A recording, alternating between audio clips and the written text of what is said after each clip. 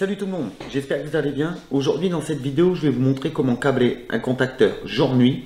Avant de commencer, allez vite vous abonner. Et si la vidéo vous a plu, n'hésitez pas à mettre un petit pouce bleu.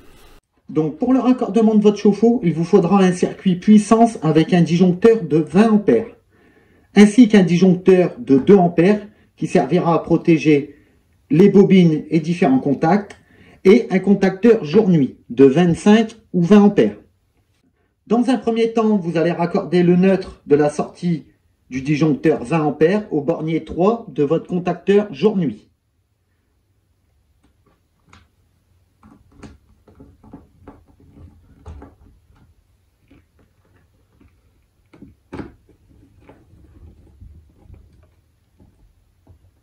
Voilà, n'oubliez pas de serrer correctement tous vos borniers. Ensuite, la phase de votre 20 A ira au bornier 1 de votre contacteur.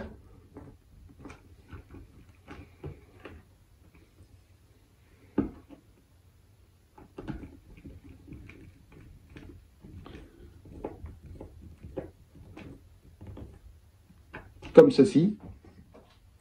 Rien ne vous empêche de raccorder la phase au 3 et le neutre au 1.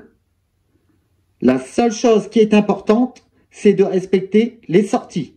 Comme ici, la phase entre au bornier 1, elle ressort donc au bornier 2. Le neutre entre au bornier 3, ressort donc au bornier 4. Maintenant, nous allons brancher notre ballon d'eau chaude, que j'ai représenté ici par une ampoule. Donc, vous branchez votre neutre au bornier 4.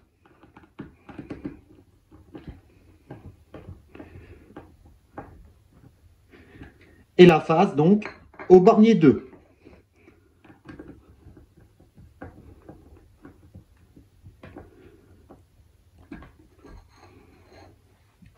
Comme ceci. Maintenant, vous allez venir brancher la sortie neutre de votre 2 A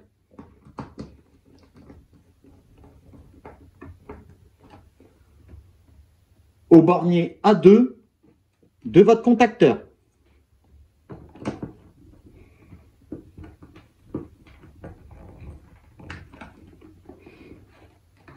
Voilà.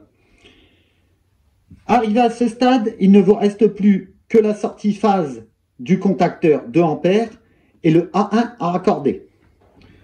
À la sortie phase de votre disjoncteur 2 A, vous allez venir y brancher un fil marron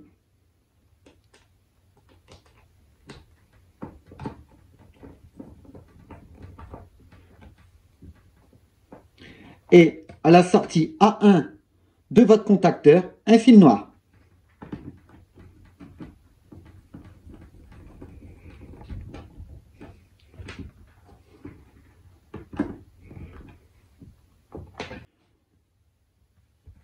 Donc votre fil marron ira au bornier C1 de votre compteur et le fil noir au bornier C2 afin de recevoir l'impulsion EDF. En bas à droite de votre compteur, vous retrouverez donc le contacteur C1 et le contacteur C2.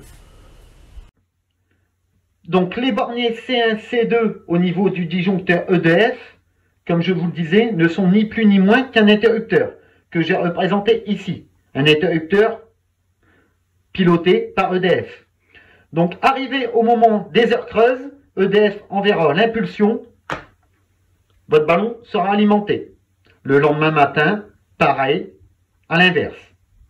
En heure pleine, en heure creuse. Chose qui est sans doute arrivée à tout le monde, vous n'avez plus d'eau chaude la journée.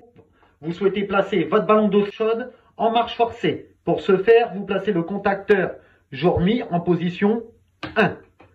Comme vous pouvez le constater, votre ballon est alimenté. Le soir venu, quand EDF enverra l'impulsion pour le passage aux heures creuses, le contacteur rebasculera de lui-même en automatique. Si je vous dis ça, c'est simplement pour vous faire comprendre que si vous avez mis votre chauffe-eau en marche forcée, vous n'avez pas d'inquiétude à avoir. Le cycle reprendra de lui-même. Vous n'avez plus à toucher à l'interrupteur. Si vous devez intervenir sur votre ballon d'eau chaude, en position 0, il n'est plus alimenté. Mais, par mesure de sécurité, n'oubliez pas tout de même de couper le 20 et le 2 ampères. Bravo, vous êtes désormais capable de câbler vous-même votre contacteur jour-nuit.